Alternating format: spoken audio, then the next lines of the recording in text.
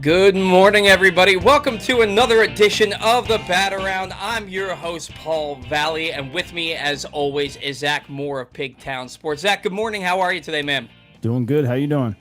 I'm doing well, man. Doing well. Been waiting for the Orioles to make another big signing. They've already made quite a few. We're going to get into all of that today here in just a moment. Today's show brought to you by Help My Gambling Problem. If you or a loved one has a gambling problem, call 1-800-GAMBLER or visit helpmygamblingproblem.org for free confidential services. That's 1-800-GAMBLER or visit helpmygamblingproblem.org for free confidential services.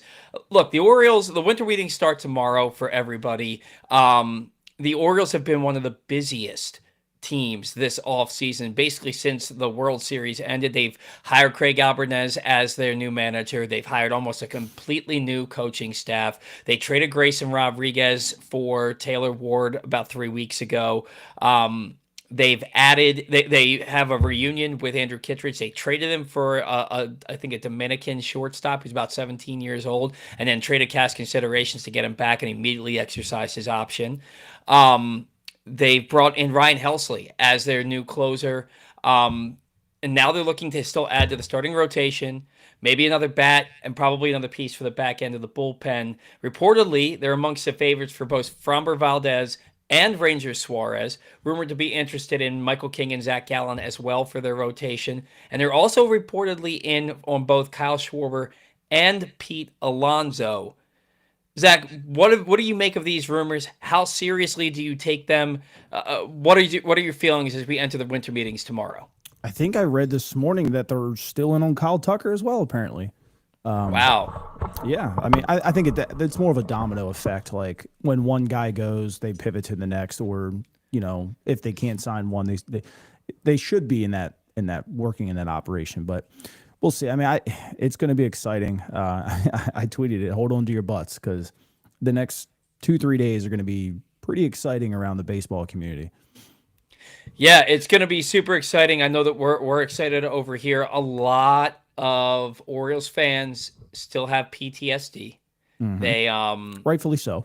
Yeah, and it makes total sense. Last year, you can pull up tweets from last year where it looks like the Orioles were linked to just about everybody. Orioles are in on this guy, they're in on that guy. They're interested in Blake Snell, they're interested in Max Fried, they're interested in you name them, they're interested. Yeah. And they came away with Tomoyuki Sagano. They came away with Charlie Morton, and those didn't even happen at the winter meetings. Then you had Gary Sanchez and Tyler O'Neill the night before the winter meetings, but the winter meetings themselves pretty quiet for the Orioles last year. So I'm already antsy if they get through Thursday and there's no signing. I might lose it. I might go jump off the roof or something. I don't know. I think we all should probably. Yeah. No. But yeah, it's going to be hopefully a big next 5 days for the Orioles, and hopefully they come away with some legitimate pieces. If they don't, it's still, that doesn't mean that they won't. It just means it didn't happen at the winter meetings. So, but it's going to be hard. Failure.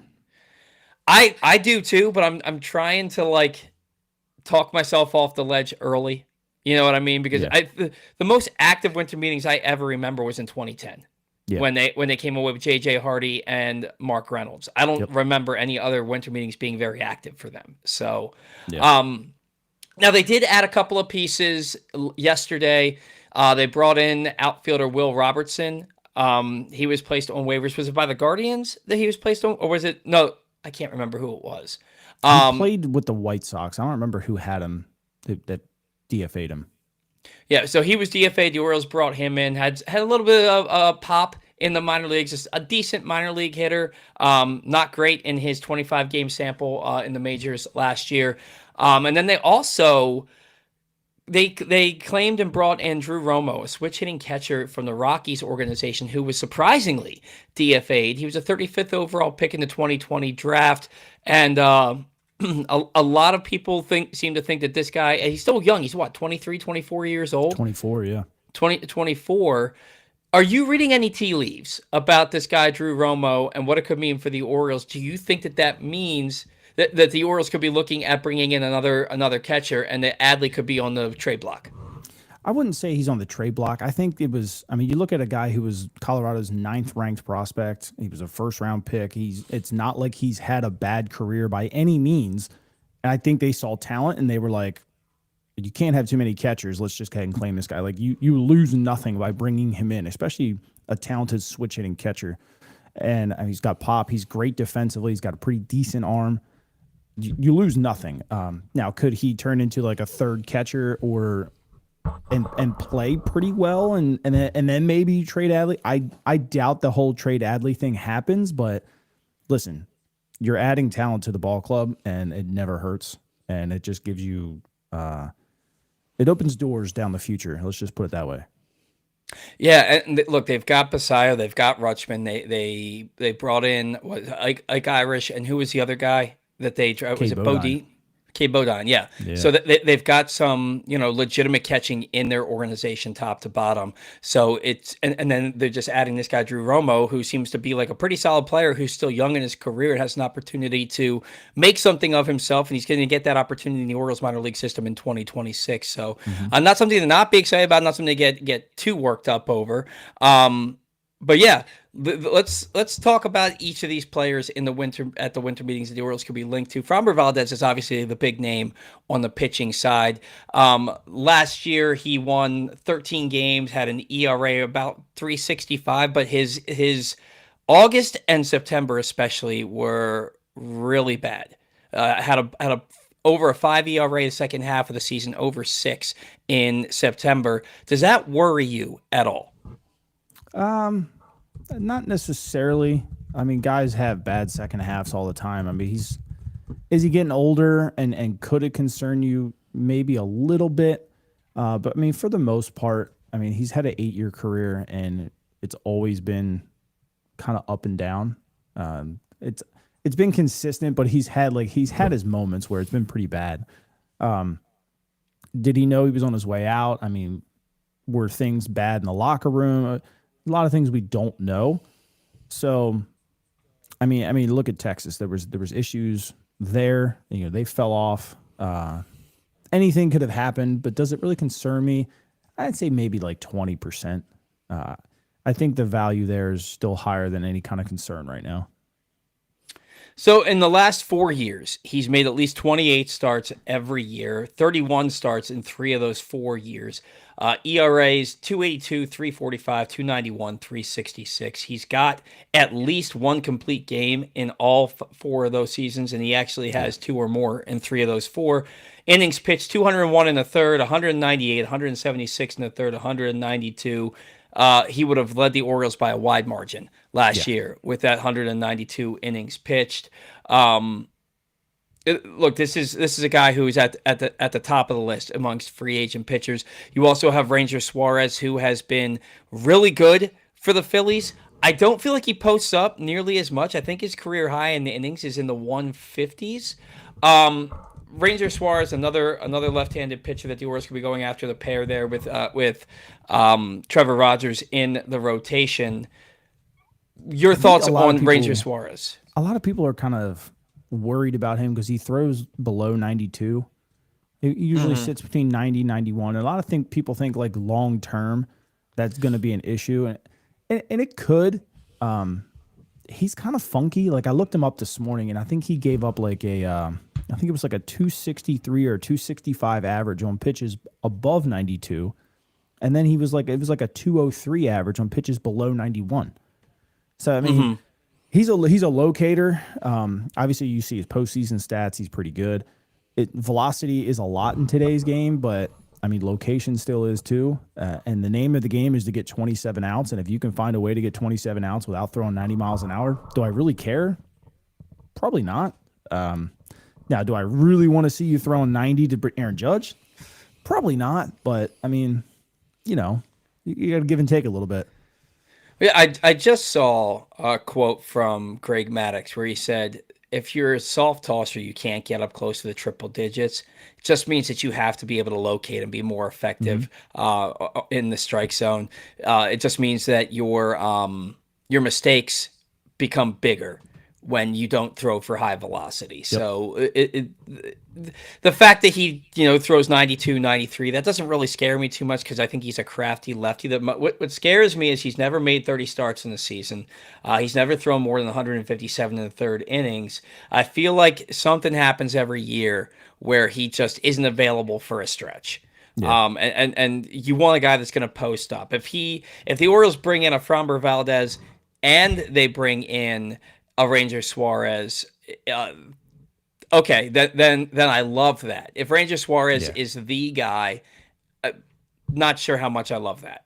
Because would you want somebody who's going to Ranger like over Zach Gallen as the guy. That's what I was getting to next. Is Zach Gallen was not great last year. And by not great, I mean it took a solid stretch where I think he had 8 quality starts in his final 11 starts last season to get his ERA down to 4.83. Right. So, and his numbers have gotten progressively worse over each of the last 4 seasons. He's been really good until last year. Can the Orioles fix him? I don't know what's wrong with him. I don't know what happened there. Was it a situation where they had all these guys for that rotation? They were feeling really great about things, and slowly but surely everybody got hurt, and then the writing was kind of on the wall, and he just didn't live up to his standards. And if that's the case, do you want that kind of guy on your team where as soon as things get bad, he gets bad? I don't believe that to be the case. I think it's probably something different, but I won't sit here and pretend that I watch film and have studied him enough to be like, yeah, it's a mechanical thing, or he's standing on the wrong side of the mountain. Like that, I have no idea. I want somebody who has a track record who didn't post close to a 5 ERA last year. You can't really sell me on that as much as you can sell me on a Valdez or a Suarez or a Michael King or a trade for a Joe Ryan type of player. Yeah. Yeah. Now, I mean, if they brought in Ranger and like swung Joe Ryan or something like that, I would feel pretty comfortable at that point. Mm-hmm. Now, if they did like Ranger and Evan Cabrera, maybe not. I'd probably put Cabrera around the same way as Ranger Suarez, where he has talent, he can get outs, but you ideally want somebody ahead of them. Do I think Ranger's better than Trevor Rogers right now? I would question that, maybe. Obviously, we'd have to wait and see. But going off last year, I would say no. Framber is. Yes. So it just comes down to, I don't know, like who can you acquire first? I excuse me. I think Framber's target number 1, to be completely honest with you. I think he is too. I'm not sure after that point, like, do they value somebody else in the trade market, or do they think Ranger's number 2? That's what I don't know. Now, what about Michael King? When Michael King is healthy, he's one of the top pitchers in baseball. Just back in 2024, he made 30 starts, pitched to a 2.95 ERA, won 13 games. But before that was his first year as a full-time starter, and then this year, and he had been injured prior to that. This year, his first 10 starts, he was phenomenal at 2.5 ERA. Got hurt, only made 15 starts on the season. ERA on the year 3.44. Fielding independent pitching was a 4.42. WHIP 1.2. The upside is phenomenal. The K rate for his career, 10.2 Ks per 9. That's fantastic. But do you trust him to stay on the field? Is it too risky of a move for you? I think at this point you got to be a risk. You got to take risks. I think they've skirted around the risk for a couple years, and I think it's probably why we're in the situation we're in, where these other teams were like, you know what, we'll take on the risk. And has it burnt them? Sure. Corbin Burns, that was a risk, and it got burnt. Max Fried, it worked out pretty well. Garrett Crochet worked out pretty well. So I think eventually you have to kind of jump into this pool of the unknown land that you're not used to and start swimming. And if it burns you, oh well. I mean, it's baseball. It's not like it's just the Orioles. It happens around the league. But the payoff, if it doesn't burn you, is right now around the league is showing to be worth it. So I think at this point you just got to jump off the deep end and just pray. Well, I mean, look at the Diamondbacks last year. They spent 6 years, $210 million on Corbin, Corbin Burns, and then he wasn't available after May. He had to have Tommy John surgery. A guy hadn't really missed any starts in his career. Post up, he's given you 32 starts and close to 200 innings every year. First injury of his career, and it took him out for the season and a good part of this coming season. So, these scared money don't make money. Exactly. Right? Yep. And the thing that I have an issue with is you see these fans who were like, Pete Alonso would be a bad contract. Kyle Schwarber would be a bad contract because they're on the wrong side of 30, and you're going to have to give them, 4 or 5 years each, 30 to 40 million a year each. Who cares? Yeah. Who cares if it's a bad contract? Show your fan base that you're willing to do something to make your team into a contender. We haven't won this. The Orioles haven't won anything for 43 years, and we're worried about bad contracts. Like, you got to do something at some point, because you look at what Boston's doing, where they bring in a Sonny Gray, and then they make that big trade with the Pirates the other day. You look at Toronto, who just went to the World Series and was literally an actual inch away from winning the World Series. Yep. And they've gone out and they've added Dylan Cease. They're in on Tucker. Like, they might be the favorites for Kyle Tucker. You have to do something to prove that you belong in these conversations. You can't just sit there and be like, oh, well, Kyle Schwarber, $35 million a year when he's 36 might not be good for us. Who cares? Who cares? I think a lot of teams need to start looking at the Ohtani contract. It was $700 million. It's a lot. But you know how much revenue the Dodgers made that second year? $700 million. You go out and give $60 million, we'll say, to Kyle and Pete Alonso, right? $60 million. You're like, man, these are bad contracts. They're 5 years. We're stuck with these guys for the next 5 years. They're both over 30. Well, cool.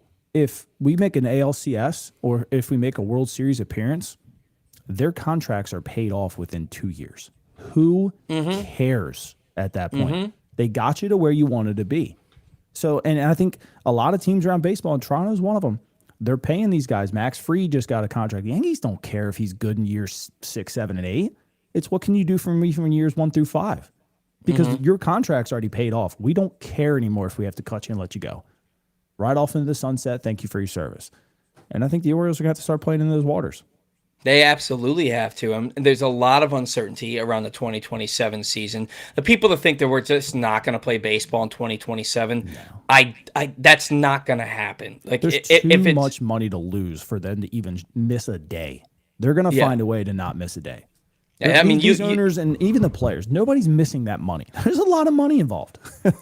Right. You look at what happened, after the 2021 season, and there's just, they still managed to not miss any baseball. Right. Spring training got started a little bit later, but they still managed to not miss any baseball, and it looked like they were never going to agree on anything. There's too much money to lose to be willing to, and the game may never bounce back. Like, you lose a season to a lockout when you've got millionaires fighting with billionaires. Like, there's too much at stake. We're going to play baseball in 2027, but there is a lot of uncertainty still. 2026 is a year where the Orioles have to show they're willing to go for it. And then after 2026, we'll worry about the years after that. Let's get to this season and be one of the best teams in baseball again. You had 30 players on the IL last year. You were very beat up, but when people say, well, we can't have that conversation if we aren't talking about injuries, but we're not talking about, as loud as we should be, the fact that every player regressed. The Orioles had 2 everyday players hit above 222 with runners in scoring position last year. It was Gunnar and Westy. And Westy missed how many games? Gunnar was not himself all year. Like, you have got to put the right pieces in place to make the rest of your team better. And that's why I really think they have to go get another bat, because Taylor Ward, as much as I love the 36 homers and 103 RBIs that added to the lineup, you've got a guy with 228 with a 317 on base percentage who struck out 175 times. He's a good addition. He's not that guy who's going to, protect guys like Gunnar and Westberg the way that you need them to be. Yeah. He's a good compliment if you bring in Alonso or Schwarber or something like that. He's a good compliment behind Gunnar. 100%, but he can't be the guy. And honestly, at first I thought he was going to be the guy, but after seeing all the rumors I've seen and how they haven't gone away, I don't think he's the only guy anymore. Yeah. Are you surprised though that the Orioles haven't been linked at all to Cody Bellinger? Because he seems like the perfect fit for this team. I can tell you one thing that I know for 1,000% is the Orioles operate in silence. So could they go out and sign Cody Bellinger and not a single person in baseball know about it? You're damn right. You're damn right. They don't like anything getting out. They want to operate in silence. And most teams in baseball really do want to operate this way too, because like think about it. If it gets out there, oh, John Heyman, oh, the Orioles are linked to Cody Bellinger, then the price just went up because the Yankees don't want to lose Cody Bellinger, right? And now you got to fight with that. So operating in silence is probably the correct way to go about it. But does it surprise me? Yes. But would it shock me if they really are talking to him? No. Well, and that's the other thing is every year you hear about, oh, this team is a favorite to land this guy. This team is a favorite to land that guy. And then they end up signing with a team that wasn't even talked about. Yeah. You know, like I remember when Cliff Lee, way back in the day, it was like he's going to the Yankees. He's going to sign with the Yankees. And then the 11th hour, he signs a 5-year contract with the Phillies for less than what the Yankees were offering him. You know, like these things pop up just because they're out there. And sometimes they want these things to be leaked. You know, and it could be the agent themselves leaking these things to try and up the bidding wars with the players. So I don't know. I'm confident that they're going to bring in. Is confident the right word? Because I feel like I'm setting myself up for failure. Like I'm setting myself up to be really heartbroken. I'm confident but I feel like too. they've got to bring in players. They can't have an offseason like they did last year. And this offseason, you can argue, is maybe already better than last offseason based on who they've already brought in. But they can't stop there. They've got to keep going. I don't think they have a choice. I don't think Mike Elias has a choice because I think his job's riding on what he does this offseason. You can't take it easy. Like you already talked about. Like Toronto's going for it. And Boston has made moves already. They are going for it. Even Tampa Bay has made a move. I mean, is Cedric Mullins a game changer? No, but he does make their lineup a little bit better than it was. So the Yankees eventually are going to make a move. Is it going to be a big move? I've heard contradicting things about it. I can't remember if it was John Heyman or John Mioli or Morosi. Which one's not the Baltimore guy? John Morosi. Morosi the Baltimore guy? No, Morosi's the guy for MLB Network. Okay, so I think it was Morosi talking about it, but apparently the Yankees want to get under the $300 million threshold for the luxury tax, and they are not going to sign anyone this offseason of significant value. So there's those rumors out there. Like, do I think that really is going to happen? No, I really don't. But you can't just sit back. You absolutely can't. Like, unless you want to be one of the worst teams in the division, then go ahead and sit back. If you truly want to get this team back to the playoffs, like you've said numerous times, and I think people are going to hold you to that and be accountable for it, you're going to have to make a couple splashes. No, I absolutely agree with you. And the Yankees aren't getting younger.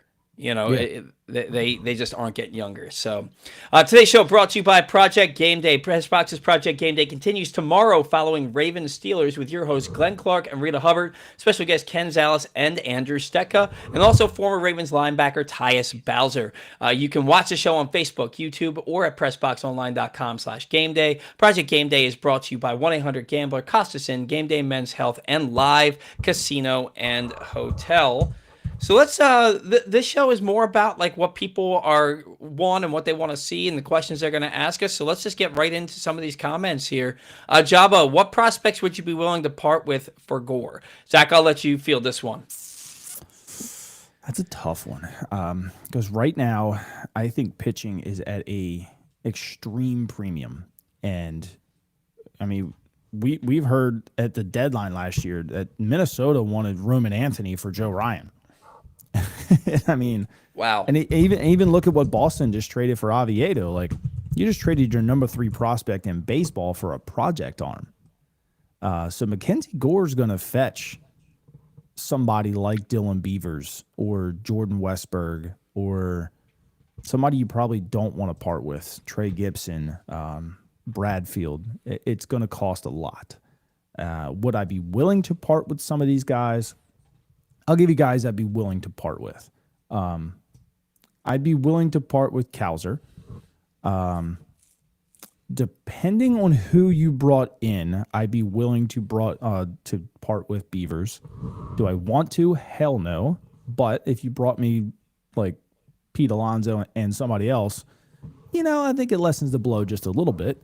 But from the minor league side of it, I would probably trade Mia for him, Esteban Mia, and Bradfield. And I mean, obviously Honeycutt or somebody like that as a couple throw-ins. Kerstad as a throw-in maybe. It would take, I would say, 6 players probably. So with Mackenzie Gore, you look at his numbers, they aren't eye-popping. He's essentially Dean Kramer or Dylan Cease the last few years. Now Dylan Cease has got 7 years, $210 million from the Toronto Blue Jays. Why is Mackenzie Gore going to cost so much for a guy who's that's it? Is that really it? Yep, that's it. He's left-handed. He throws hard. Because you look at his numbers, they're middling. His numbers say he's a number 4 starter in a rotation, but the haul that he's going to bring in says that he's a number 2, or number 1 even. And now, who was it that like Clay Holmes, for example, he made the transition from back end like lockdown reliever to a starter last year for the Mets, and he was really good in that rotation. You look at Nick Pivetta. Everybody was talking about Nick Pivetta like he was the second coming, but had a career ERA above 4. He goes out and pitches to a sub-3 last year. So like they know something obviously that I don't. But when I look at the numbers for this guy, I know he's good. The power lefty arm coming in your rotation, adding a second left-handed pitcher to your rotation, it intrigues me. But I don't know. Like I can't wrap my brain around being willing to part with some of the Orioles' top 10 prospects to bring and some major league ready players or some guys already on your major league roster to bring in a guy who looks like a number 4. So that's compare something real quick, but I mean. Listen, me personally would rather spend the prospects on Ryan Weathers than I would Mackenzie Gore. But I'm going to make sure that before I say that officially that I'm not an idiot. So I'm looking this up. So Mackenzie's got a better WAR, obviously way more starts. Now Ryan Weathers has a lower ERA, obviously lower strikeouts and whatnot, lower K percentage, lower walks. But to me, what I seen from Ryan Weathers last year, he's going to cost less. He's still a lefty that throws 95, 96. He's had some injury history, but he still has control. If you're getting middling numbers out of Gore, just give me Weathers for far less. And I feel like this year would probably maybe get comparable enough where the blow of what you'll have to give up will be fine. Like I think Weathers could pitch. I'm not going to say better than Gore. I don't think he's better than Gore, but I think he's close enough is what I'm trying to say. Like close enough to where I don't have to send Dylan Beavers to acquire him. I can send Bradfield or I can send maybe Mayo or something like that. Like, and the Weathers is like I think they're number 3 or number 4. But he lost some weight last year. He got good. He did get hurt again. Just good fastball, but it's simple stuff like that. And I've seen some people say go for Peralta. Look, I would rather spend a bigger package on Peralta, even though he is a rental. I don't think you have to go as high, but the control, being a lefty, the Nationals they're gonna command the roof. Well, Peralta, he's under control for this year and next year, right? No, he's a free agent next year. Oh, he's a free agent after. I thought he had 2 years of control left. No, just 1. That changes things a little bit. I was under not the assumption. I thought that I had seen that he is a free agent after 2027. Which I really don't understand. Like if the Brewers really want to cut money, why would you not just try to trade Brandon Woodruff? Like Peralta's only $8 million. Woodruff is 22. They're both a free agent next year. Like what are we doing here? They probably felt like they owed Woodruff better than that, just because he's been there. You know what I mean? Trade him here. Trade him here. I don't care what you feel like you owe him. Woodruff great. The other thing with Weathers is his career high in innings pitched is 94 1/3. That was way back in his rookie year in 2021. Yeah, San Diego. So you're looking at a guy who potentially would also be on, because he threw 84 innings last year. There's another guy who would potentially be on an innings limit. Yeah. And you are, after you already said that you've been hearing rumblings that Bradish and Rogers might be on innings limits because of how little they pitched this past season. So, do you want to have three guys in your rotation that might not be able to give you more than 120, 130 innings? Now, with Gore, the upside for him is that he's made 27 or more starts each of the last 3 years, and he has been at about 160 innings each of the last 2 years. So that's a guy who could ramp up to, he would not be on a limit, he could ramp up to 180, 200 innings if he's the guy that you think he is, and he can post up like that. I just, to this point, his best ERA in his career is 390, and he's got a 4.19 ERA. I'm not one of those people who thinks the ERA doesn't matter. It doesn't make sense to me to say ERA doesn't matter, because now it can be misleading. You can go 6 innings and get over 3 runs, and that's a quality start, and you feel good if your starter gives you that. But that's a 4.50 ERA, so I get that. But the whole point of the game is to score more runs than the other team does. So don't you want a guy who averages letting up less runs? I don't know. That's why I also don't think that RBIs are as antiquated as people think they are. I understand that they don't hold as much water as they used to, but I still think they're important, because the name of the game is to score runs and hold the other team from scoring runs. Yeah. So moving on to the next comment is also from Jabo. Any update on Seager wanting to get traded? I don't.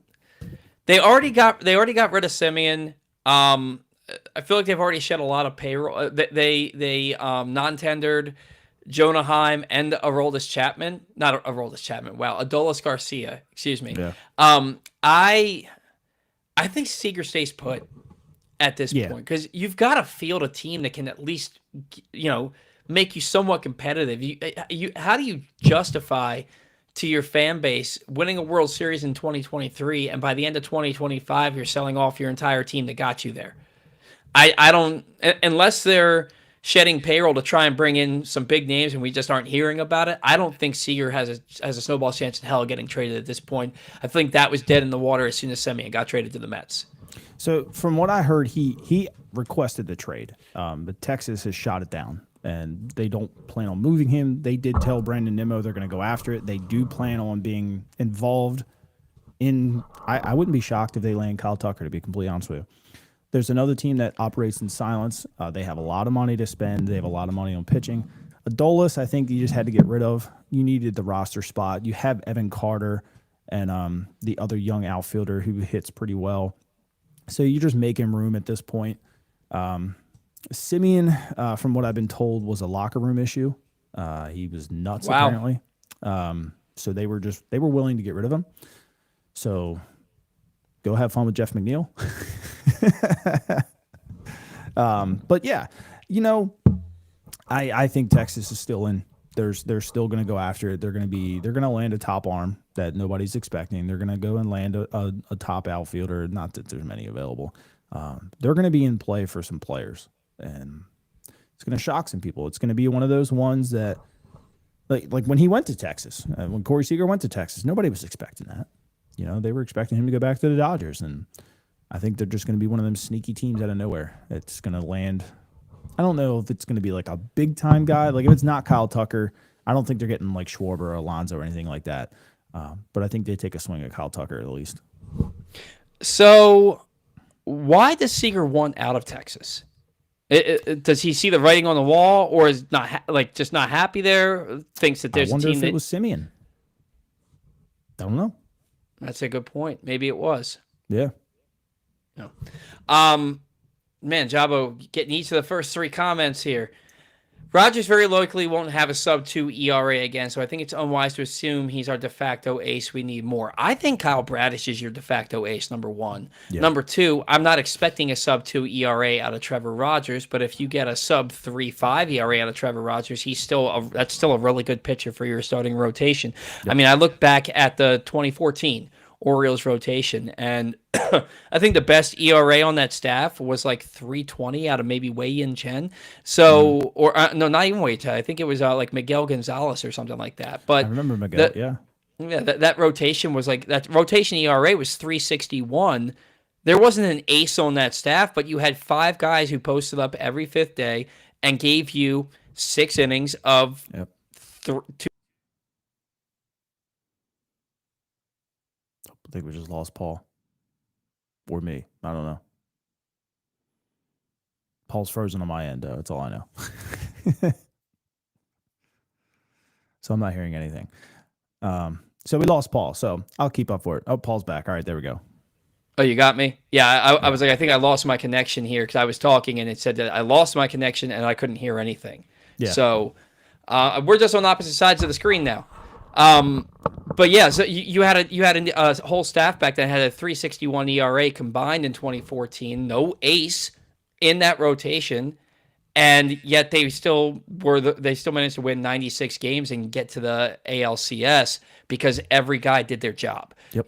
Yes, I want an ace now, but if you give me a rotation full of guys to pitch to an ERA between 3.5 and 4, I'm good. That's going to win you a lot of baseball games in 2026. Your thoughts here? Yeah, I don't think like I said I'm with you with Bradish. I think Bradish is the ace by far. If you gave me a rotation of Bradish and Framber or Ranger or King and then Rogers, I think we're in really good shape. I think Rogers sits himself very nicely in that 3 role. Don't want to push him mentally, expectation wise, into the 2 hole or even the 1 hole. I think he let him just pitch and be comfortable. Leave him down in the 3, get somebody slotted ahead of him, which I think Framber and King are probably better than him. In the bigger moments, I should say, just let him be him and just leave him alone in the 3. Well, and the other thing is just to not completely bury what we're talking about here. The Orioles do need more. They need more. They can't go into, especially after trading Grayson. They can't go into man, this camera is like off for me. They can't go into 2026 with Cade Povich a part of their, and Tyler Wells for that matter, a part of their rotation plans. They just can't. Tyler Wells has to be in your bullpen. I think Cade Povich either has to be starting at Norfolk or be a swingman in your bullpen. Because I do believe he's a major league pitcher, but I don't think he should be in the starting rotation for a team that has plans on contending for a World Series. Right. So for me, yeah, they absolutely need to do more. But to say that Rogers, one, I don't think that they're looking at Rogers as their de facto ace, and I do think that Rogers and Brad as your number 1 and 2, or your number 1 and number 3, or your 2 and 3, has the makings of a really, really good rotation, really good. And I firmly believe they're bringing in 2 starting pitchers. I think that when they traded Grayson, I think it made that all but a certainty that they're bringing in 2 starters. If they did acquire Gore, I think I've seen somebody say that Gore is a left-handed version of Cease, and I think I agree with that because it's a high strikeout thing. He does give up some contact. Young, I could agree with that. If they did acquire Gore, where would you slide him in the rotation, knowing that Bradish is your ace, likely? If he's the only acquisition, or is this assuming they bring in like a Framber? We'll say only right now. Well, then he's your number 3. Gore? Yeah. Would you put Rogers at 2? I'd put Rogers at 2. I'd put Gore at, well, I mean, unless you want to separate the left-handed pitching, maybe that matters. I don't know if it matters either, but yeah, I would just based on this. Rogers earned the right to be one of your top 2 pitchers next year if they don't bring in like a Framber Valdez. Yeah. I think that Framber Valdez is also the only guy that you bring in that you slot ahead of those 2 guys. Mm-hmm. If you bring in a Ranger Suarez, or you bring in Zach Gallen or Mackenzie Gore or Joe Ryan or insert name here, they have to go in at 3 and 4. With Dean Kramer as your number 5. I think if Dean Kramer is any higher than your number 5 on this team, you didn't do enough this offseason. But Bradish, the fact that he's been so good when he's been healthy here, and the fact that he's been here, the fact that Trevor Rogers was your most valuable Oriole last year, pitched to a sub-2 ERA, and got down ballot Cy Young votes, to me, that says these guys are our 1 and 2, unless Framber comes in, and then there are 2 and 3. Yeah. But, I mean, you can make the legitimate case that you've got 3 aces in the top 3 slots of your rotation. You bring in a Framber Valdez. But that doesn't mean that the guys that they bring in aren't better than what you have here. Right. It just means that they aren't enough to push those 2 guys out from being in front of them. Yeah. So that's how I look at it. And it doesn't matter where you start either. Like, obviously, there's eventually you're going to get to a point where you have a 6-man rotation. There's eventually you're going to point where you have X amount of days off where guy's going to miss a start or somebody's going to get pushed back, and you can make that change later. Like, if you acquired Gore, started him at 3, and he is pitching better than Rogers just by a little bit, you make that switch in June or something like that. Like, it's not a start the season, end the season kind of thing. Well, yeah, there's off days, and there's injuries, and sometimes you skip a start. You know, like there's things that happen where the lineup of your rotation certainly doesn't. Like, you're only guaranteed to have your ace face the other team's ace on opening day. After that, it's a crapshoot. It's just like your leadoff hitter is only guaranteed to lead off one time every game. Yep. So, like where they slot matters more for optics than the actual season itself. Yeah. So, but I think still that going to get 30-some starts, hopefully. No matter where you are. Exactly. I think that they need to have 5 guys that are solid that make 25 starts plus this year. Yeah. You know, but injuries happen. You know, hopefully they just don't happen to, you know, somebody who's in the top 3 of your rotation. Yeah. Adit. Apparently, Houston and Baltimore have been eyeing Ranger for a while. Zach? Yeah. I mean, they better be eyeing everybody. Until you put pen to paper, you better be eyeing somebody. Yeah, I'm surprised that we're at this point. And I get it. These guys want to test free agency.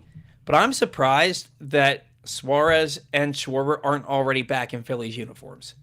To me, those guys, like, the Phillies have been one of the better teams in baseball the last half decade, but they have nothing to show for it. And they're not getting younger. I'm surprised that they aren't like, hey, let's bring these guys back, and let's make one more run at this thing, or a few more runs at this thing. Now, I get it that you're bringing back a couple of guys who aren't spring chickens anymore, but Kyle Schwarber is arguably the best power, not arguably, he is the best power bat on the market, and he gets on base. The guy hits what, 230, 240 every year, but still gets on base at a 375 clip because he walks 100 times every year.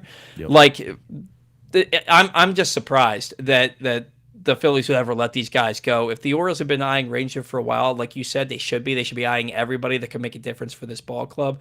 I'm just shocked. Shocked isn't the right word. I guess I'm not surprised, but it is interesting to me that the Phillies just haven't brought these guys back yet. Yeah.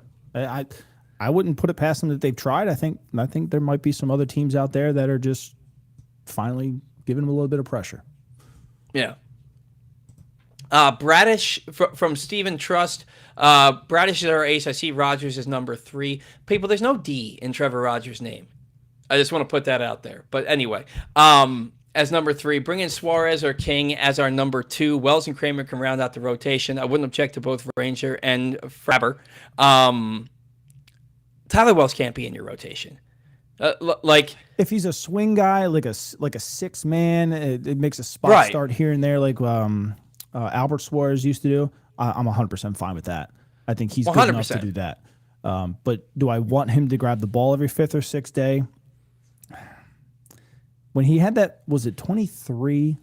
When he started out, he was one of the best pitchers in baseball in that first half until he got tired. Was it 23? I think he had the lowest whip in the American League. Yeah, it was like 0.6 or something. At the All-Star break. Like, in the first half, he had the lowest whip in the American League. Yeah. But he also had given up like 20 solo home runs. Yeah. Yeah. But so that's a guy that I trust to make some swing starts, dude. But I think the Orioles do look back at 23 and wonder what could have been with a healthy Tyler Wells, and do they maybe want to give him a shot? I don't know. Now, look, if he comes into spring training and he's objectively throwing the ball better than Dean Kramer, give him the shot, make Ding the swing guy. I'm fine with that too, because like I said, doesn't matter where you start, it's where you finish. Well, and that's the other thing is I don't think they're willing to move Dean out of the rotation. I don't either. Because unless they trade him. Right. And Dean Kramer is going to give you I mean, let's look at this. I mean, I know that he gets hurt every year for like a month. It He feels usually like. misses like 5, 6 starts. So when I compared him to Gore, he had 7 less starts over the last 2 years. But Gore's a relatively really healthy guy, relatively. Well, and Kramer, he actually made 29 starts last year, but he's Right. gone since he became a full-time starter for the Orioles, and that was back in 2022, or well, Mm-hmm. 2021, really. He's gone 13, 21, 32, 24, 29 starts. He's thrown over 170 innings 2 of the last 3 years.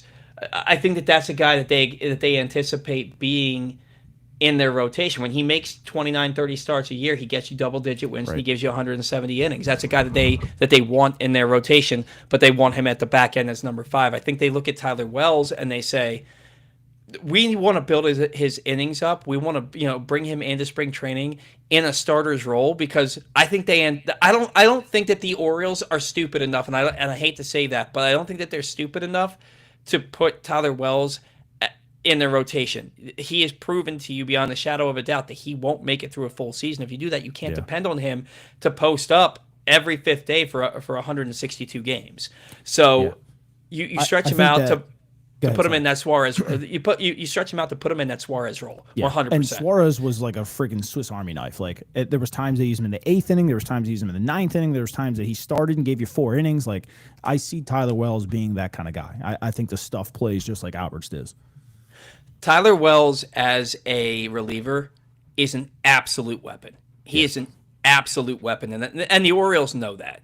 yeah, And I think that 97, 98 likely is what you would see on the regular. yeah. Maybe So this was prior to Tommy John, but I mean, he pitched really well coming back from Tommy yeah, John last year. he did. So I think that you might see 90, 95 innings out of Tyler Wells, maybe Mhm. 100 innings out of Tyler Wells this year. But I think his job is to be, like you said, that Swiss Army knife in your bullpen, Yep. and be a weapon for them. And where you can bring him in the 4th inning, you can bring him in the 9th inning, and he's going to get the job done for you. Now listen, Michael King had that same route in his career. You started as a starter, had a little bit of issues, went to the bullpen, he got hurt, came back out of the bullpen, and then San Diego put him back in the starting rotation. And now look at him; he's looking for a pretty good payday. So Tyler Wells can maybe take a page out of that book. Yeah, absolutely, and he kind of already did, right? Because when they brought him up as the Rule 5 pick, he started out in the bullpen. He became your de facto closer by the end of that season. Then the next year, he came out of spring training like, we got to use this guy as a starter, and it's gonna be 3 innings or 60 pitches, and it's like it's the 5th inning and he's at 57 pitches, like. It did not go as planned because he was too good. So Yeah. I do believe that Tyler Wells has the ability to be a top half of the rotation starting pitcher. I don't think he has the durability. And they say the Yeah. best ability is availability. And if he's not available, he's not helping you. And the Orioles know that. Like, if you and I can sit here and have that conversation and we know that, the Orioles know that. So Yeah. I think that they're bringing in 2 starters, and I think that they're looking at Tyler Wells exactly as you said, as that swing guy who can make spot starts for you. What do you think the likelihood is from Austin? What do you think the likelihood is we get Alonso or Schwarber? I'm going to go with 80%. One of the You two. think so? You think Yeah. You think it's that high? I do. That's it. That's exciting. I'm a little less optimistic. I am excited that I've heard rumors. I won't say from who, but I've heard rumors that they are, really in on Schwarber. It came out yesterday that they're still in on Alonso. You said you saw this morning that they're still in on Kyle Tucker. There's 5 big bats on the market if you count Bellinger and Bichette. You know what's pretty funny? So when I was reading this, so Tucker actually visited the Orioles facility too, and nobody cares, but he visited the Blue Jays in the same day, and it's like everybody and their mother like made a statement about it. But he literally visited the Orioles too. Well, and He lives 15 minutes from both ballparks. nobody takes the Orioles seriously Right. because of what they did last offseason. Michael Elias has signed one player to a multi-year contract, and that had an opt-out after the first year, and it didn't work out, and that was Tyler O'Neill. So nobody takes the Orioles seriously. And they also, one team went to the World Series and was like literally this close to winning the World Series, and the other team won 75 games. So you sign one of these guys, or you sign Framber Valdez, and then see what happens. They'll start talking about this team a lot more. And they're already talking about the Orioles a lot. It's just not as much as the other teams because the other teams had more successful seasons last year and actually spent money to be successful last year. So, and that's going to be a tough sell to some of these guys. Like, hey, yeah, we just won 75 games. We want to sign you. And their first questions be, what can you offer me? How do I know that you're going to make the postseason? It's going to be a tough sell. So I do want to get into this a little bit. Alonso and Schwarber. You look at the Orioles team. Now, look, if you can sign one of them or both of them, which would be like ridiculous, but if you can sign one of them, Mountcastle, Mayo, O'Neill, Rutschman, Basayo, they all can't be here, right? They all can't be here. If you sign Alonso, Mountcastle, bye-bye. Mayo is probably part of a trade. Yeah. You sign Schwarber, same thing. He's not going to play the field at all. They might put him at first base if they need to. He's not setting foot on any grass. Yeah. And he's going to DH 99.8% of the time.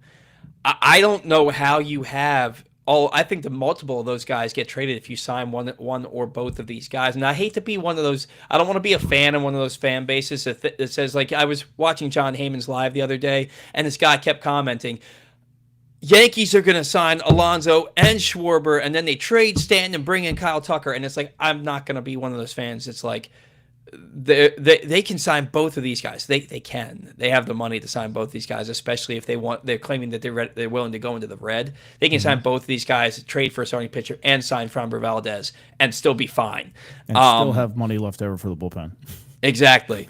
So, what do they do with the roster if they sign one of these guys? Because it just can't. A lot of these guys that are already here can't still be here. That was my first question: is you sign Schwarber. And like, what does that do for Basayo getting DH spots as left-handed?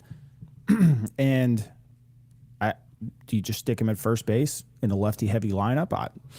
I don't know. I just don't think Mayo's here at all, to be completely honest with you. And it's no fault to him. I think the Orioles love him. He presents the biggest value to bring in a quality arm. And because they're not trading Basayo. I mean, let's be completely honest. So, Mountcastle, I doubt is here unless they fail on bringing in Alonso or somebody like that. Mountcastle, I think right now is just a backup plan. Full intentions of trading Kobe Mayo. So you still have your right-handed first baseman who plays pretty decent defense. Because if you trade him, cut him, whatever, you only owe him 20%. Whatever, it's $1 million, $1.8 million. Who cares? And it's if you can trade him before the arbitration hearing, you don't owe him a dime. So there's that. So I think they just gave himself a backup plan. I don't think he's on the roster comes opening day. Mountcastle, you're talking about? Yeah, Mountcastle. I don't think Mayo's here either. So if Mountcastle will be here if they don't land Alonso, but yeah. I think you, at this point you sign a guy and figure it out later. Yeah, I don't think that you can sign either one of these guys and still plan on Mountcastle being here. Because if you sign Schwarber, he DHs, which means Basayo has to move to first base. It just doesn't make sense for any of them to still be here. And for some reason, they are so against trying Kobe Mayo at a corner outfield spot to utilize that arm. And I get it that maybe he's like a fawn trying to run out there, like his feet are just too big. But like, you sign either one of these guys, and it's doomsday for Mountcastle and Mayo on this roster because unless the Tigers come calling and they're like, we want to trade you, Tarek Skubal, for Samuel Basayo's going to be here. That's what it's going to be. So today's show, I was going to ask you if you would do that. Like, for 1 year of Skubal, would I trade Basayo? I'd be on the phone and securing at least a 3-year deal. At least. I don't care if it was $50 million a year, 3 or 150. I don't care. I wouldn't trade Basayo unless I, prior to coming here, agreed with an extension. If I did, bye-bye, buddy. Oh, 100%. If you trade Basayo for Skubal and you know that Skubal's signing a multi-year deal here, so he's not just a rental, then absolutely. Now, if you're just tuning in and you're hearing us say this, that hasn't been reported. It's not. This is a hypothetical situation trying to figure out, what to do if you sign Alonso or Schwarber. But the Tigers aren't trading Scooble unless they get blown away, and they would have to be a Basayo.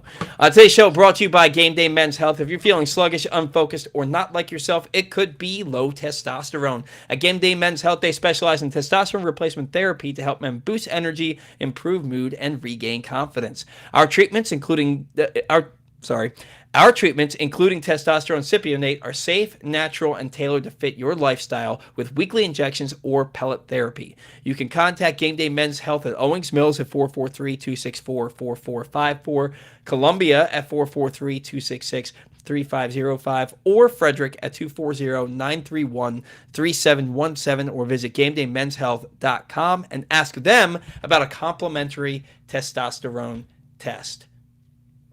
Moving on here, Adit says, I think it's 1 Framber, 2 Ranger, 3 King, and 4 Gallant in that order in terms of free agency. I think that's pretty accurate in terms of the Orioles' interest in which starting pitcher they want to bring. I think Framber is the number 1 guy on the list. Yeah. Do you believe that it's true that it really is kind of down to the Orioles and the Mets for Framber? I do, but I wouldn't be shocked, like I said, if there's a secret team in there. I just hope the Orioles aren't used as leverage. And as I was asking you earlier about that guy, John Morosi. So Morosi was on a podcast the other day and basically said that the Orioles were set to land multiple pitchers last year. And at the very last minute got outbid. And they couldn't match. So they tried. And I know it was reported that they tried, but for what Morosi was saying is they had agreements in hand with multiple starting pitchers and lost out in the last second. And he was basically saying that it's not going to happen this year. They learned their lesson. I think I would probably put King ahead of Ranger. I would do Framber, King, Ranger, Gallen. And I think after King, I think they move to the trade market because I think they probably look at Gallen as not a guy as good as somebody they could acquire. See, and I don't think that they sign 2 of these guys on this list. I think they sign 1 legitimate free agent starting pitcher, and I think they trade for another. And I think that's how they clear up. And I do 100%, not 100%, but I do believe that they're signing a big bat. Mm-hmm. I believe that there's a if they sign 2, man, I'll do the next show naked. You know what? Go that far. Yeah, I'm not gonna go that far. Nobody wants that. I don't want that. But that's I would be so shocked if they signed 2 big bats. But I also don't think that you can plan on Leotis Tavares being your center fielder. No. And that's why I'm so shocked that we haven't heard anything about Bellinger here. Yeah. Because I think Bellinger's price is a little more than they're willing to pay a guy on the other end of 30. Like, how long is he going to be able to play center field for you? And if you signed Alonso or even still have, 8 years of Basayo, like, do I have room to move Cody Bellinger to first base? Now, if you had it where you could move him to DH, sure. But I don't think they want to put their eggs in the basket of him playing center field very long. Yeah, and I think that Bellinger thinks that he's worth more than he's actually worth. And his agent is certainly telling him, but that's his agent's job. Jabo agrees with you, by the way. He would switch King and Ranger also. Yeah. I don't know, man. I keep seeing people so willing to trade Dylan Beavers. He was pretty good, when he came up. Beavers have a really good career. Yeah, if you can bring somebody back that's really good on the mound, you're gonna have to take that chance. Yeah, you make that trade, and especially if you've already got. Oh man, I'd much rather trade Kowser. I would much rather. The Orioles rather too, but these other teams probably don't. Yeah. Adit says, I think King is more of a backup option and Ranger is a bigger priority. The upside for King is so good, though, and he's so much younger. I just... Doesn't... Ranger Suarez, how old is he? For some reason, he just seems like a dude that's already 35. I think he's 31. thought he was 31. 30. 30. Why does he? Maybe because of Robert Suarez and Albert Suarez both being past 35 years old. It makes me think that Ranger Suarez He'll be 31 in August, so he's fairly young-ish. Yeah, he's certainly young. Starting pitching and bats are completely different when it comes to age, in my opinion. So let's see here. Jabo, if Suarez declines at all with his lack of velo, it's going to be bad. I mean, that's most people's concern. Yeah, and I think that's probably why he's behind King as a preference. But when I did look at it, his so he has a slider, changeup, curveball, and the 3 pitches combined last year gave up a 192 average with a 26% K rate, which is good. So as long as those don't fall off, I think he's still going to be pretty effective. Yeah, and he's a guy who every year he just goes out there and he posts up. He just gives you good numbers year after year after year. And if he doesn't throw that hard, it also probably means his arm's going to last that much longer. Right. Alston says, get Alonso and Framber and trade for Gore, and I'll build the Elias statue. I think there'd be a lot of people out there really be helping you there, Alston.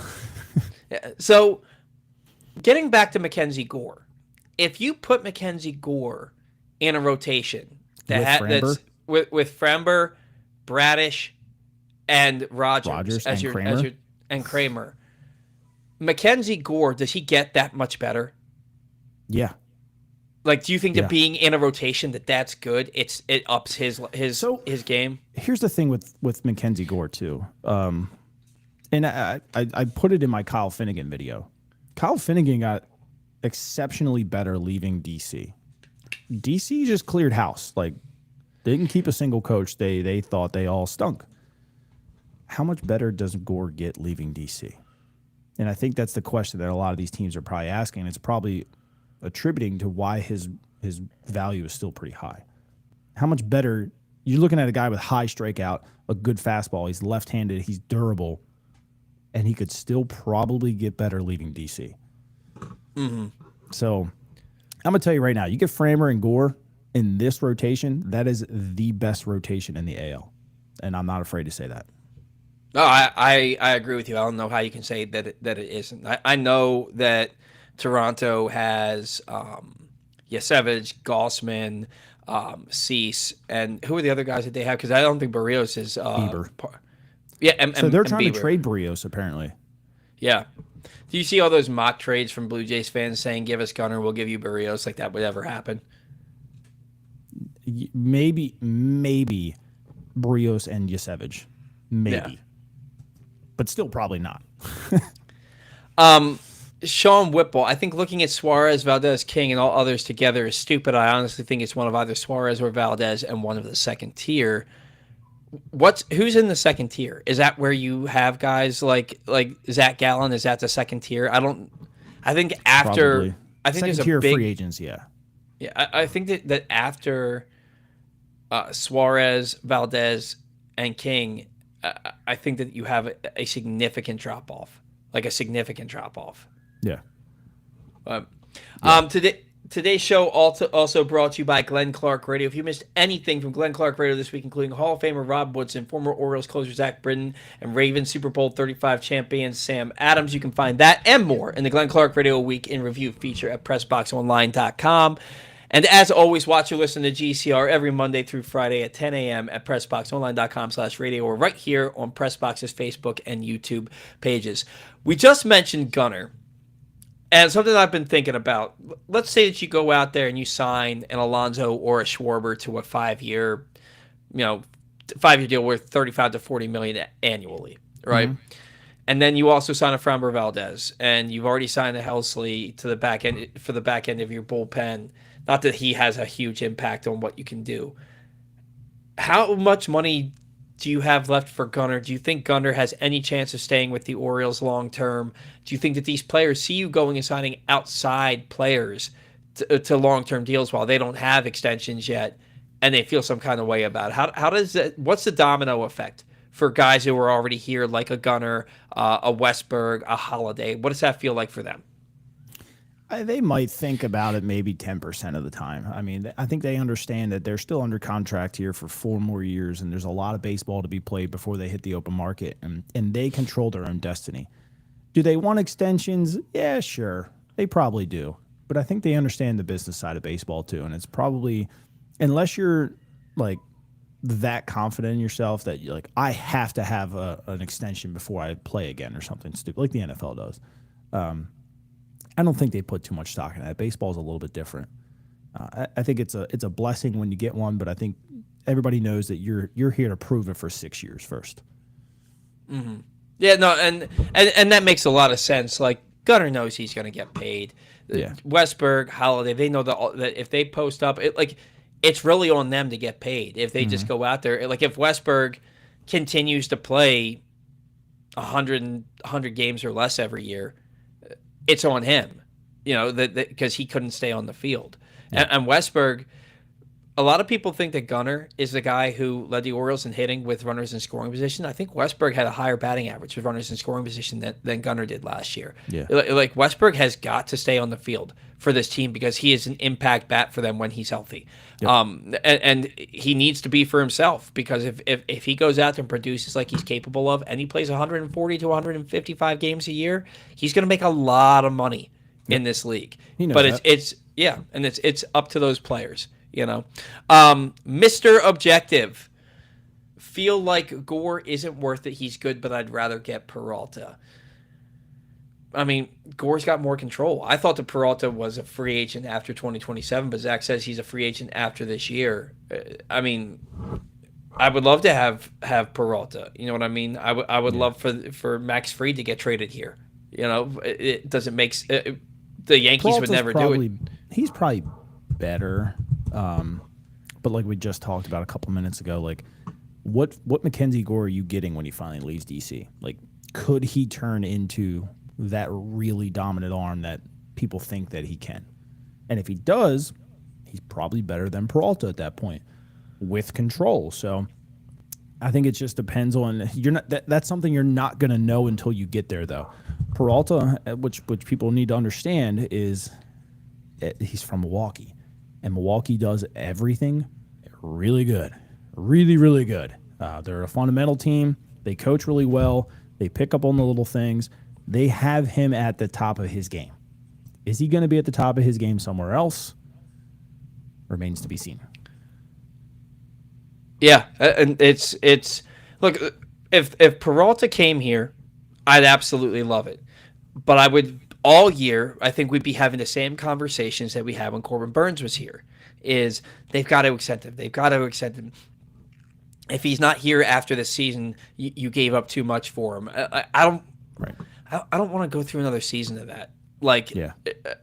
And then having those conversations in the off season, and then being so upset when he doesn't end up back here. I don't know. I would love Peralta to be in here, but I'm not going to be upset if it never happens. Yeah. So, let's see, Austin.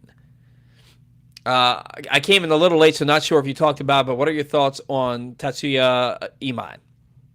Amaya? The projections are there to say that he's going to be good. Is he going to be good? You don't know until he gets here. Would I enjoy him and think that he could slot into the 3 spot in our rotation? Yeah. Would I like him and Michael King? Yeah, I think it still makes your rotation pretty good. I think he's going to be good. It's just a matter of durability. You know, when those guys come over here, they seem to get hurt or they tire down pretty quickly. Some of them, like Amaga, came over here and pitched extremely well. It doesn't always happen. I don't know. I'd take the flyer on him. I mean, when you look at who was the World Series MVP? What the hell's his name? Oh, Yoshida Yamamoto. Yeah, Yamamoto. His first year was good, but the past year was great. So if you got a good year out of Amaya and then you got a great year, like, yeah, I mean, there's that again. It's back to the risk thing. You got to start diving in and taking some of these risks. You know, hoping that somebody like him is going to come in year 2 and 3, be extremely good, but whatever you get out of him in year 1 is just you're happy with. Yeah, I would love to have him. Yeah. Let me. You brought up Imanaga, who really good for the Cubs the last 2 years. He was phenomenal his rookie year, and then last year he was still really good, not nearly as good as he was his rookie year, and he was non-tendered by the Cubs. Why? Why would they not want to bring that guy back in? Is he I didn't not understand that. And then he took the qualifying offer for $7 million more. So wait, they offered him the qualifying offer? Yeah, I'm pretty sure. How does that work? Because if they made him the qualifying offer, but I thought he was non-tendered. He was non-tendered at $15 million. Oh, did he have an option? Yeah. Okay, so he had an option for $15 million. Yep. They didn't give him that option, and maybe they had already worked out a deal like, hey, we'll give you the qualifying offer, let you test free agency, but then he accepts a qualifying offer anyway. That's what is that, 21, 22 million? So from what I think, I forget who said it. It might have been John Heyman, but I don't think the Cubs were expecting him to accept it, and it kind of threw a monkey wrench in their plans. Man, if you're not expecting somebody to accept it, like, but you don't know, I don't know how you do that. Like, I think they want the first round pick. You better be damn sure. Like, if your plans hinge on whether or not he accepts that, and you haven't been told he will not accept it, I don't know how you take that chance. Like I don't know if you have a lot riding on it. I don't know. Like Corbin Burns, they gave him a qualifying offer because they knew that there was no chance he was accepting it. Kyle Tucker got a qualifying offer. Bo Bichette got a qualifying offer because they know there's no chance that they're accepting it. So at least they aren't standing there with their hands in their pockets, when those guys sign elsewhere. Well, look at Trent Grisham. Dude, that dude didn't deserve $22 million.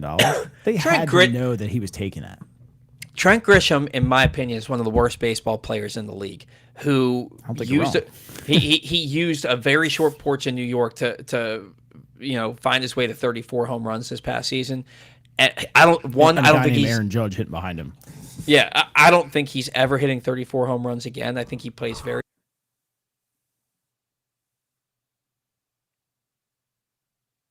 I think did you hit mute by accident, Paul? Or is it me?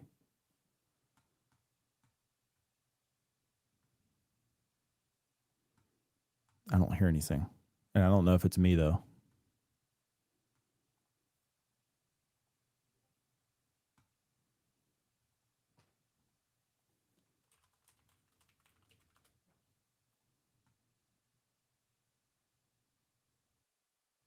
Paul's muted? Okay, that's what Laura said.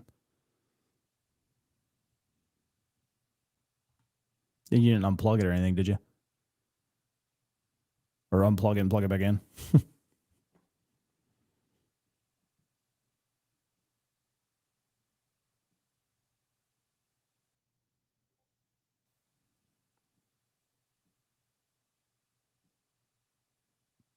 Yeah, Daniel said your audio just suddenly went out. There it goes.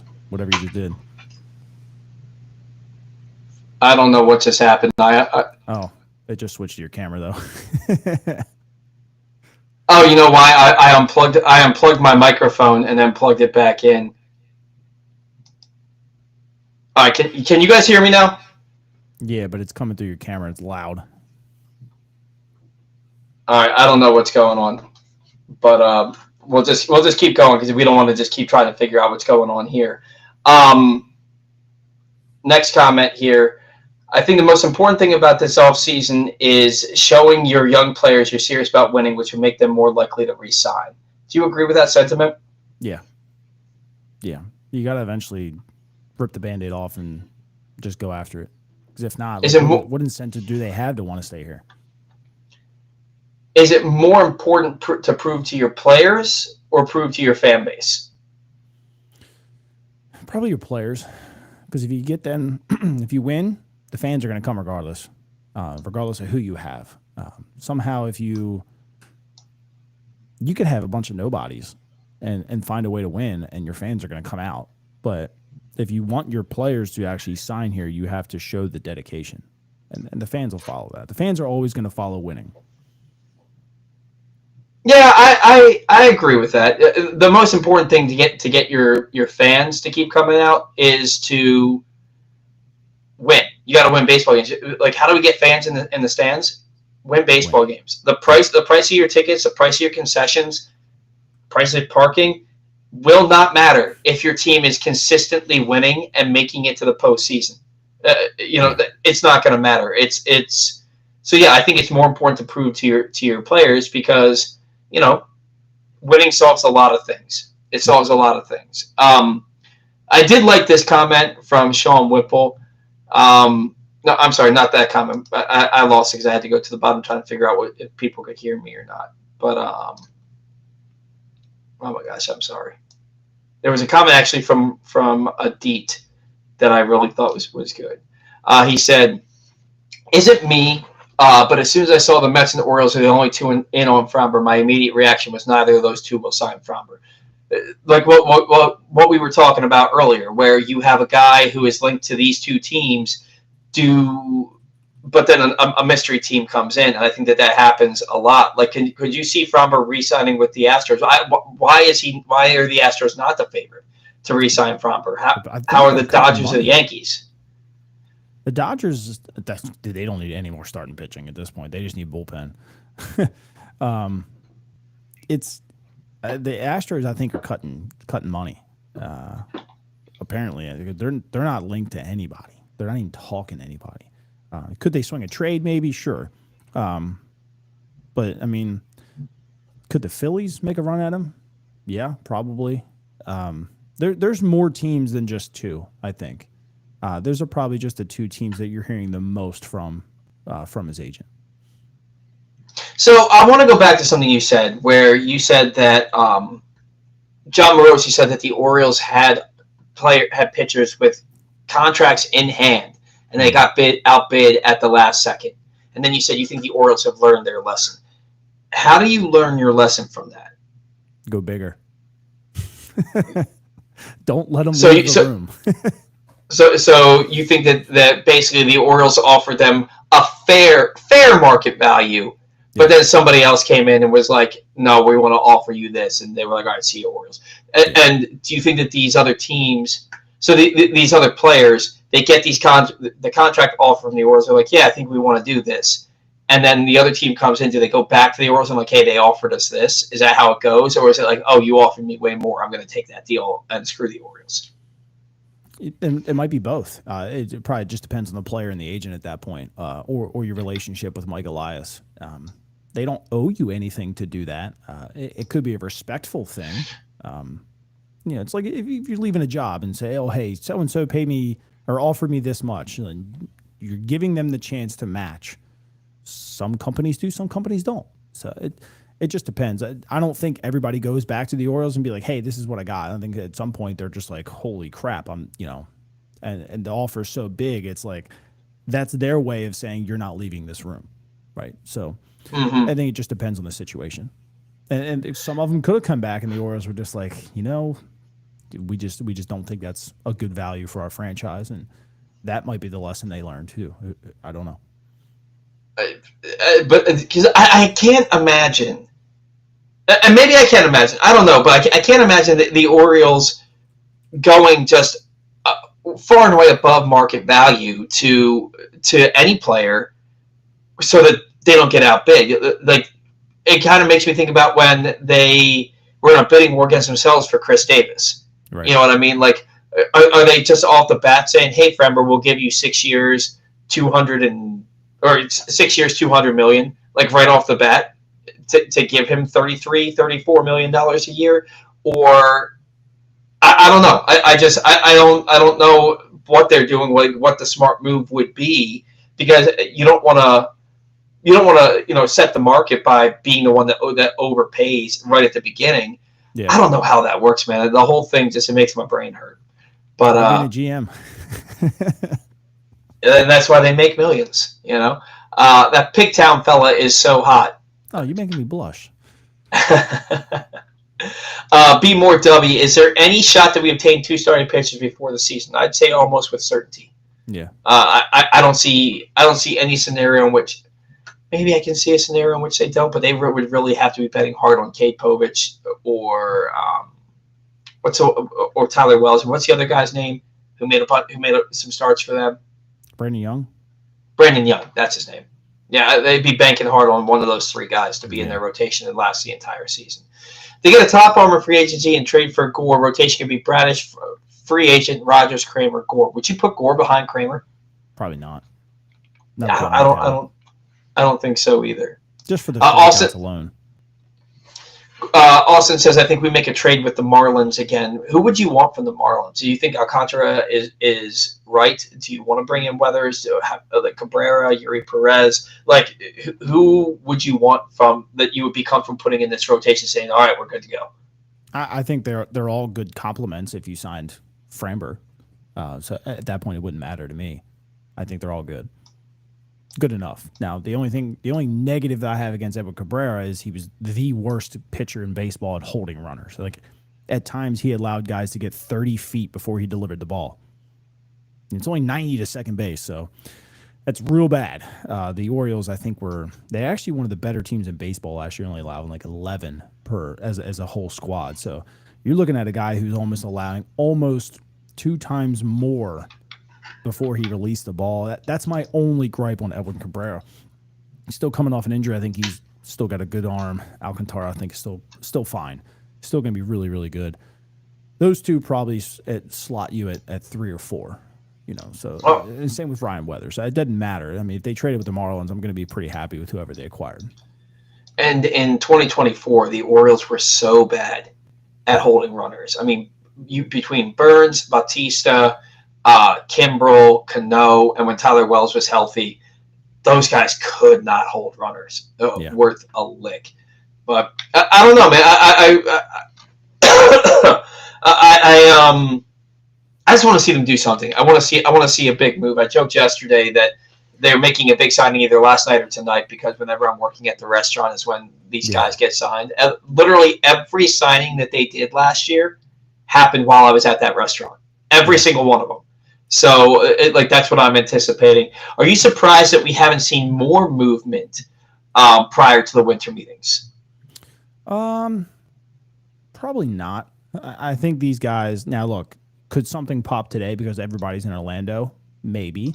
But for the most part, I think everybody's market was maybe not as many teams involved as they expected. So they're going to wait for tomorrow to kind of see, if some interest grows. And if it doesn't, we might hear a bunch of things spout off tomorrow.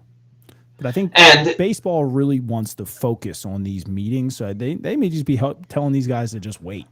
So who knows?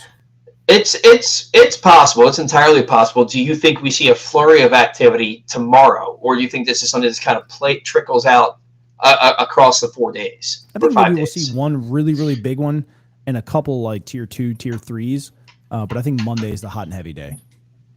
I'm going to the Ravens Steelers game tomorrow, so I'm glad I'm going to have something that's going to take my attention off of the Orioles and what they are or are not doing. Because the last few days I've just been sitting here refreshing my timeline every 2 minutes, and it's been driving me absolutely nuts. The bigger shock: Orioles signed Tucker or a big name free agent between 10 a.m. to 7 p.m. Tucker would be a bigger shock for me. Yeah, probably. Because he's the top free agent out there. I think he's number 1. Even ahead of Framber Valdez, I think he's the biggest name out there. And if the Orioles come out of everything with the biggest name out there, I mean, that means that they outdid Toronto, Texas, the Dodgers, the Braves. They literally outbid all of these big teams who really need Tucker services. I wouldn't sleep on Philly trying to acquire Tucker either, to be completely honest with you. Yeah, and especially if Schwarber's going bye-bye. If Schwarber's not going to be there, they got to do something. That fan base, you talk about how antsy our fan base is. That fan base, they go to the playoffs every year, and they're World Series contenders every year. Mm-hmm. And if they lose Schwarber and they don't bring somebody in to replace him, they will light that stadium on fire. Probably. Or throw batteries. Right. No, I disagree with Paul. the Orioles are 1,000% stupid enough to put Wells in the rotation. That's fair. I'm nobody, right? I'm nobody, and I can't imagine ever planning on going into a season with Tyler Wells as somebody who I'm counting on every fifth day. I don't know how you do that, but the stranger things. I don't know how you make Charlie Morton, Tomoyuki Sagano your only starting pitcher acquisitions last year, and I don't know how you get giddy about Tyler O'Neill and Gary Sanchez at the winter meetings, but it happened. It absolutely happened. So let's see. AJ, I don't think they get Schwarber, Alonso, or Bellinger. That's pretty much all the names. He didn't list Bregman or Bichette. Yeah. I think they get one. I think they get one too. AJ, the agent and players don't. Somebody said this the other day. The agent and the players don't take the Orioles seriously. That these players don't view the Orioles as a contender. And I honestly believe that players look at the Orioles and they understand that there's talent on the roster, and they Everybody sees it. Yeah, there's talent on the roster, and that their big issue last year was that they were hurt. Yeah, and from what I've heard, one of the most liked people in baseball is Donnie Ecker, and guys legitimately want to play for Donnie Ecker. And apparently, it's a huge deal that he's here as a bench coach, and a lot of people think that he's probably going to be hired as a manager in the next 2 years. Like, he's one of the brightest minds in baseball, and everybody loves him. So it could be a way to lure big time players here too. Yeah, I think the players look at this team and they're like, no, this team is legitimately going to be a contender next year. But I also think that they want to see them sign some players first before they're. Listen, you were coming in with a new owner who did not want to spend money. And as much as people want to hate Tyler O'Neill was that stepping stone. You finally showed that you were willing to overpay somebody that you wanted, and you showed the whole league. You showed all the players, you showed all the agents. You went in, you got it done. Is it a bad contract? Sure. But you know what? You're now taken more seriously in 2025 than you were in 2024 because of Tyler O'Neill. You really think so? Yeah. For Tyler O'Neill? $16 million? Did he deserve $16 million? No. But it was the guy that you identified you wanted, and you opened the checkbook and you signed him to a deal that he probably didn't deserve. And you know what? They're going to look at you now when you start to say, I'm interested, and they're going to take you a little bit more seriously that you might overpay for them, in my opinion. Okay. I get what you're saying. I get what you're saying. Because you're right. Tyler O'Neill, to that point, had only ever played more than 100 games twice in his career. Now, both of those seasons, he hit over 30 home runs. He was coming off a 31 home run season the year before in Boston. But yeah, I think you're right. That almost $17 million a year for 3 years for a guy who doesn't post up. Yeah, I think you're right there. I can see what you're getting at there. Today's show brought to you by the latest edition of the Press Box print issue. These are the final few days to pick up the current issue of Press Box, featuring Maryland Athletic Director Jim Smith on the cover. You can find the new issue for free all throughout the region, including now at all Baltimore area High's dairy stores, or you can read the entire issue of PressBoxOnline.com. And we're just over a week away from our annual Best of Issue hitting stands, featuring our Mo Gaba Sports Person of the Year on the cover, and the celebration of the top people, performances, and moments of 2025. I just want to ask you about that. Who do you think, because it's been a bad year for Baltimore and Maryland sports in general, who could possibly be the Mo Gaba Sports Person of the Year? I have no idea. We do this show for Press Box, but I don't know who they voted on. They never tell me until it comes out. I learn when everybody else does. Somehow I think they'd probably just pick like Mark Andrews or something. Really? After the fumble and the drop in the playoffs? I don't know. Trevor Rogers? I think that's fair. Yeah. Does everything just go to Trevor Rogers until somebody does something better? Yeah. He made 20 starts for the Orioles, and he was the most valuable Oriole last year. It was a bad year. I get that, but I don't know. I just thought it was interesting. I can't think of anybody off the top of my head that would be deserving more than Trevor Rogers. Sign Bregman, move Westy back to second, and use Holiday as the top trade chip for Skeens. Skeens isn't on the market from what the Pirates are saying. No. And do you think Holiday's stock has fallen a little bit, or do you think that people still view him as a guy who's going to be a superstar? I don't know if they view him as a superstar. I wouldn't say his stock has fallen, though. I think he still has a lot of value, obviously, because he's just turned 22, yesterday or something. So I think it just depends on what he comes out and does. There's still a lot to like there. I mean, he's got a good swing. He's got fast hands. Defensively, may his stock fallen? Maybe a little bit. We'll have to see what they do here with Miguel Cairo this year, and if he makes him just a little bit better.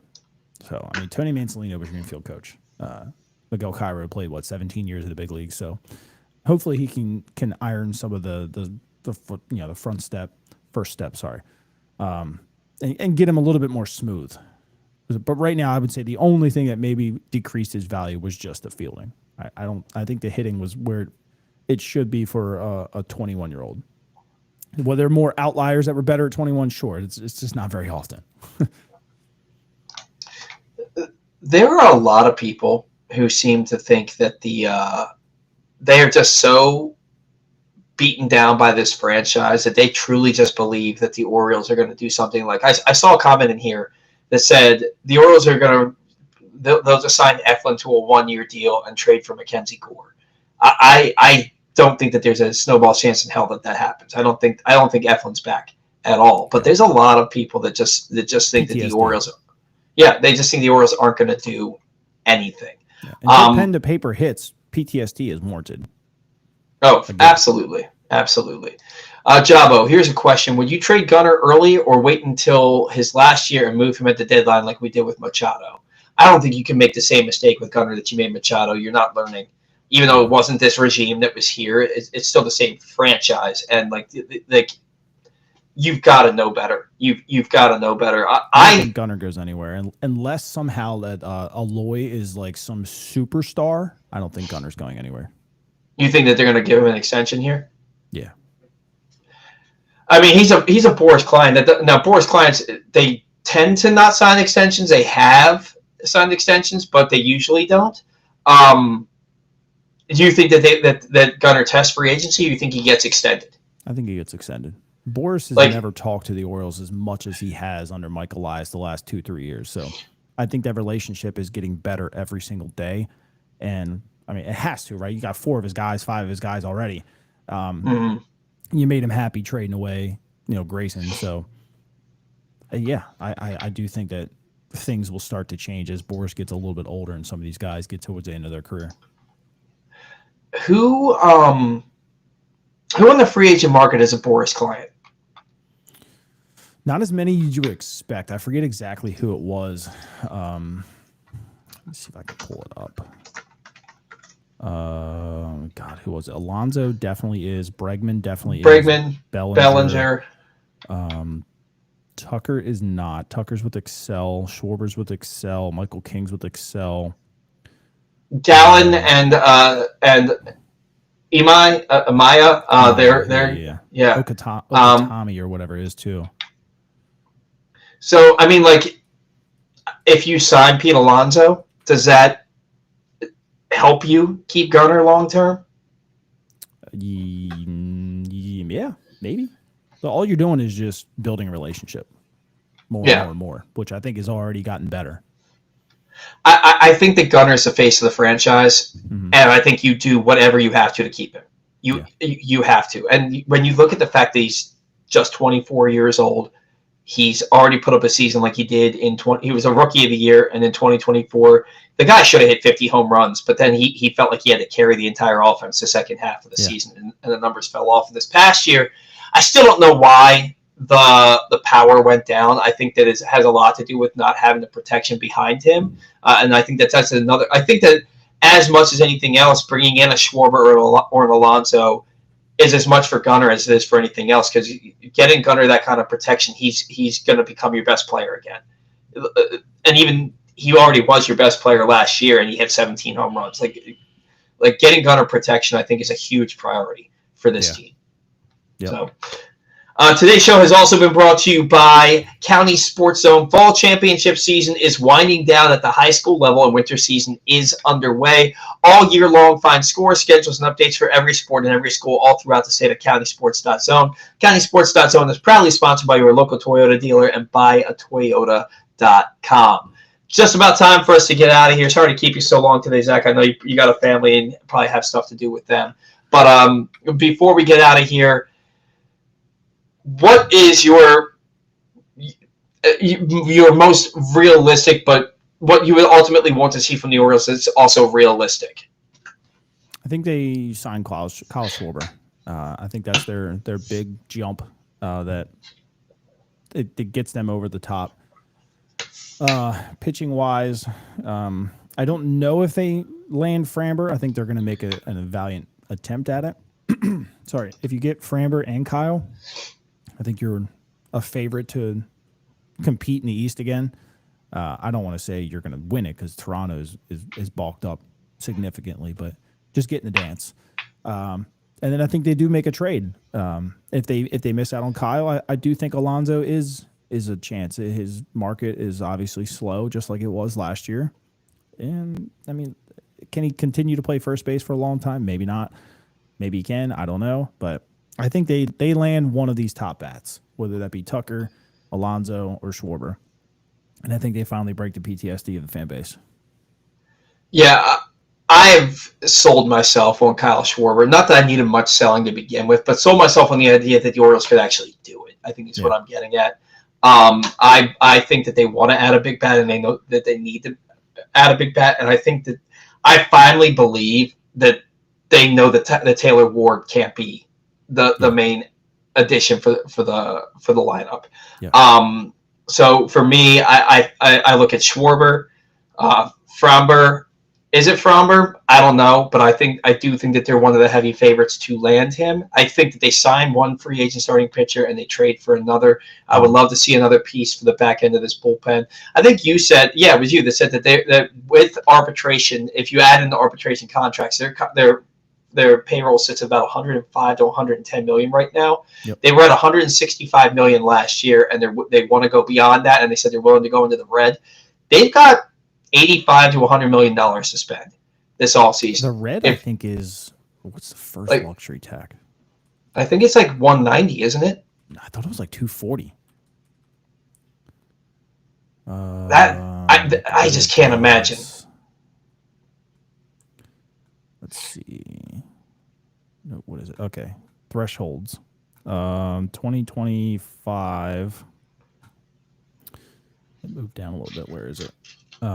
It is 263.